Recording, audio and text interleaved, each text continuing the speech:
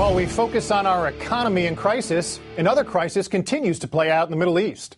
At the center of the violence right now, Syria. The death toll from months of uprising now totals nearly 2,000. Government forces today are said to have stormed a border town, while at the same time insisting their tanks are pulling back from Hama, which has seen brutal attacks on protesters.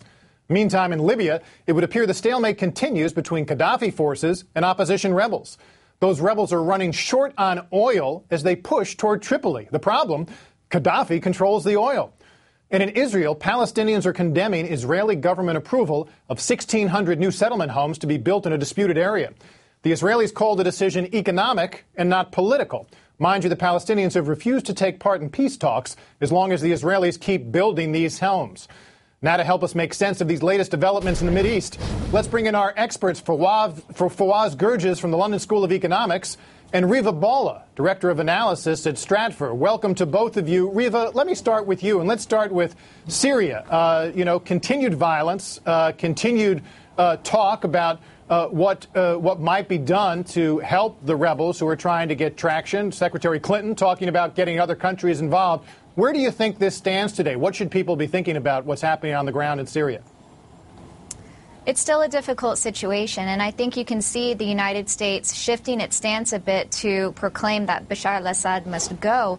And with that claim, you can see maybe the U.S. is making some progress in trying to identify alternatives to the al-Assads, but primarily the U.S. is looking to regional heavyweights like Turkey to manage this crisis. It's not as if the United States is about to launch another military campaign in the region, such as in Libya. But, Turkey isn't quite prepared to deal with this crisis either. The opposition is still a very, very murky landscape. And I think the situation is creeping toward the probability of a coup within the ranks of the military. Fawaz, what do you make of it? Secretary Clinton talked about China needing to get involved. How do you see the situation in Syria at this point? Well, Matt, the situation is very complex and very difficult. I think you have a deadly embrace between the protesters and the Syrian regime. I think both camps are going for broke. It's a fierce struggle to the bitter end. And I think Syria is descending into what I call a low-intensity conflict, because neither the protesters nor the regime basically are willing to give up, to compromise. There is nothing that President Assad can do to really appease the protesters. The protesters want a change of regime. They want Assad out. And Assad, I think we would make a terrible mistake to underestimate the staying power of the Assad regime and his willingness to fight to the bitter end. And the last few months, as you well know, have been very bloody. And I fear that Syria will have very dark days ahead indeed.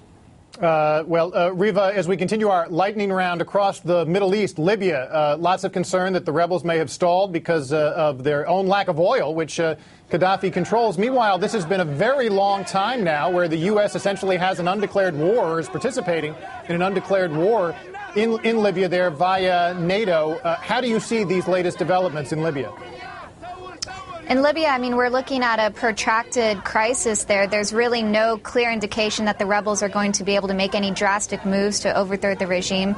It wasn't very surprising to us that Gaddafi was able to last this long. So really, it's up to the players involved to come to some sort of negotiation. Now, the core problem with this crisis right now is that Gaddafi has no one party that can guarantee him immunity to end the actual crisis and to actually end the fighting.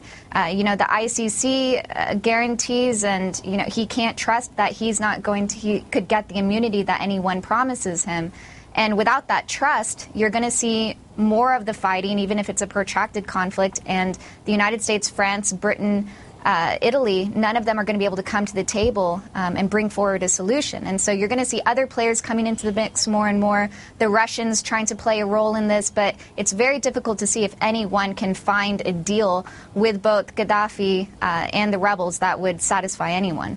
Now, Fawaz, if Gaddafi emerges from this in power, isn't that a terrible black eye for the West, having started down this road? Absolutely. It would not only just undermine the credibility of NATO, it would also be a devastating message to the millions of Arab protesters who are calling for freedom and liberation. You asked me about how the Assad regime is doing.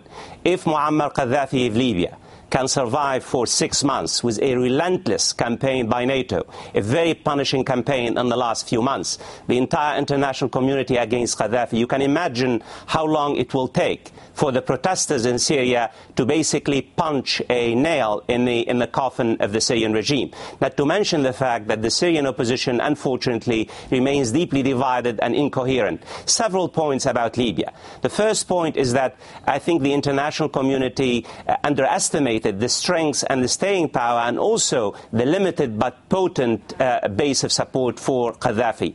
And in the last few weeks, Matt, we have witnessed also the emergence of major cleavages within the opposition. I mean, the assassination, brutal, cold assassination of one of the top military commanders of the rebels by a rebel unit tells you a great deal about the lack of unity of the opposition, of the rebels, and also it tells you a great deal about how Gaddafi has been able to survive for as long as he has in the last 6 months.